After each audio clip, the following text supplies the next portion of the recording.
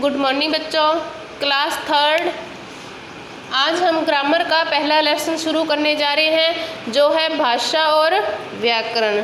ठीक है, इससे पहले हमने पाठ्य पुस्तक के लेसन किए थे। आज हम ग्रामर का पहला लेसन भाषा और व्याकरण के बारे में जानेंगे कि भाषा किसे कहते हैं और व्याकरण किसे कहते हैं। ठीक है, तो एक बच्चा और उसकी मम्मी आपस में बातें कर रहे हैं कि बेटा आज तू अपना होमवर्क जल्दी जल्दी कर लेना। तो बच्चा पूछता है कि क्यों? तो उसकी मम्मी बोलती है कि आज हम किसी की बर्थडे पार्टी में चलेंगे। तो मम्मी बोल रही है, बच्चा बोल रहा है, एक दूसरे से बातें कर रहे हैं। ठीक है, तो इसे ही हम क्या कहते हैं? भाषा कहते हैं। ठीक है, तो भाषा की परिभाषा क्या होगी?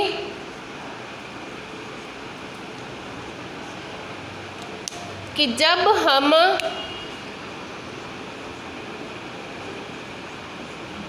अपने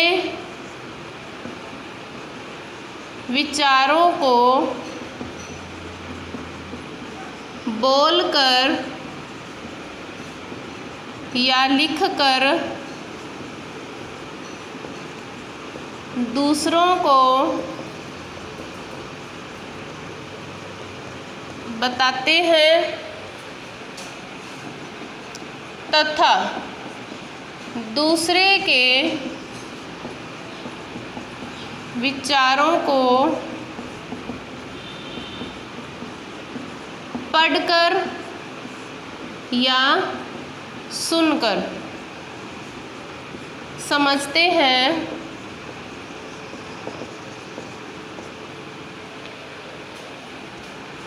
तो विचारों के इसी आदान प्रदान को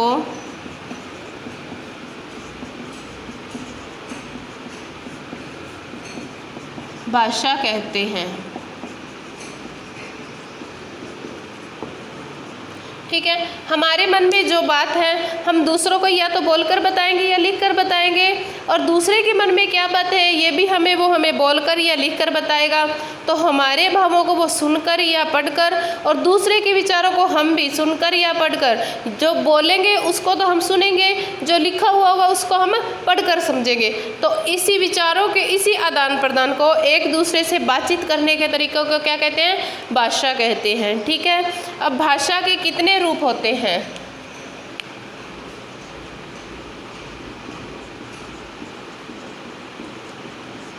भाषा के रूप यानी भाषा बोलने के कौन कौन से रूप हैं, ये कितने तरीके हैं? तो भाषा के दो रूप होते हैं। नंबर एक है मौखिक भाषा,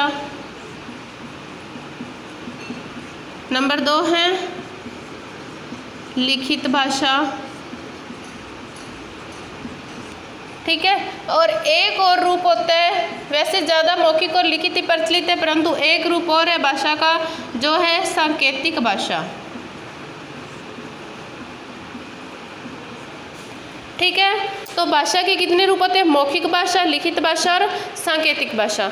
मौखिक भाषा यानी सिर्फ बोलकर किसी को विचार बताना, और अगला हमारे विचार क्या करेगा? दूसरा व्यक्ति हमारे विचारों को सुनकर समझेगा। ठीक है, तो मौखिक भाषा में होगा कि केवल बोलकर अपने विचार व्यक्त करना। कि मौखिक भाषा में सिर्फ हम बोल सकते हैं, जैसे कोई भाषण देना, टीवी में समाचार सुनना, ये किसका रूप होंगे? मौखिक भाषा का रूप होंगे। आगे है हमारा लिखित भाषा, कि लिखित भाषा में लिखकर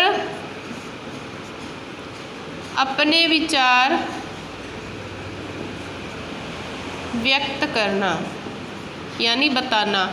लिखित भाषा में हम लिखकर अपने विचार दूसरे व्यक्ति को बता सकते हैं, किसी के लिखे हुए को पढ़कर हम समझ सकते हैं। लिखित भाषा में होगा जैसे समाचार पत्र पढ़ना, अखबार पढ़ते हैं ना, तो वो लिखित रूप है, या हम लोग किताब पढ़ते हैं, वो भी भाषा का कौन सा रूप है? लिखित रूप है।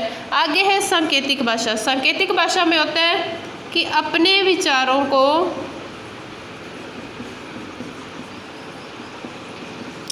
इशारों के माध्यम से बताना, इशारों के माध्यम से बताना।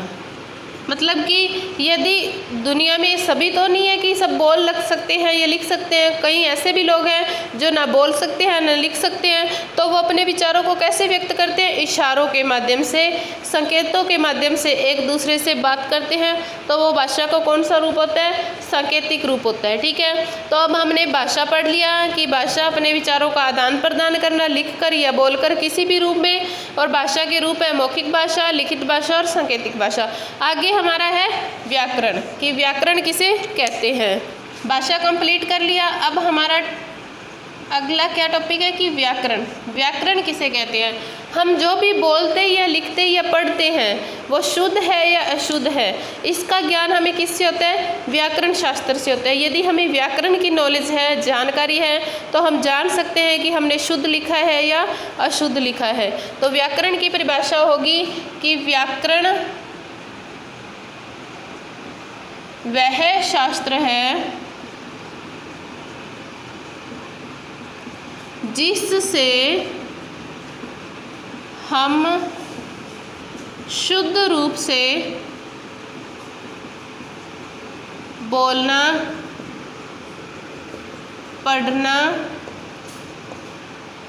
व लिखना सीखते हैं।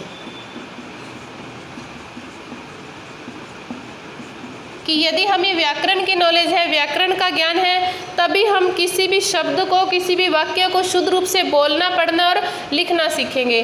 जैसे एक उदाहरण से में देखो कि मैंने लिखा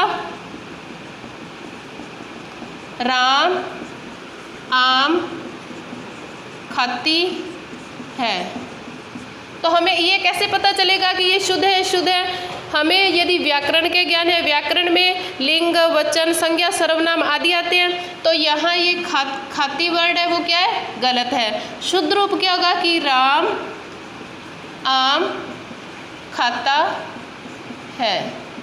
ठीक है, तो हमें शुद्ध रूप से लिखना, बोलना, पढ़ना किससे पता चलेगा? व्याकरण से पता चलेगा। हमारा भाषा और व्याकरण टॉपिक कंप्लीट हो गया। इसको आप अपनी नई नोटबुक लगा के व्याकरण के लिए अलग से नोटबुक लगाओगे और साफ साफ हैंडराइटिंग में करोगे।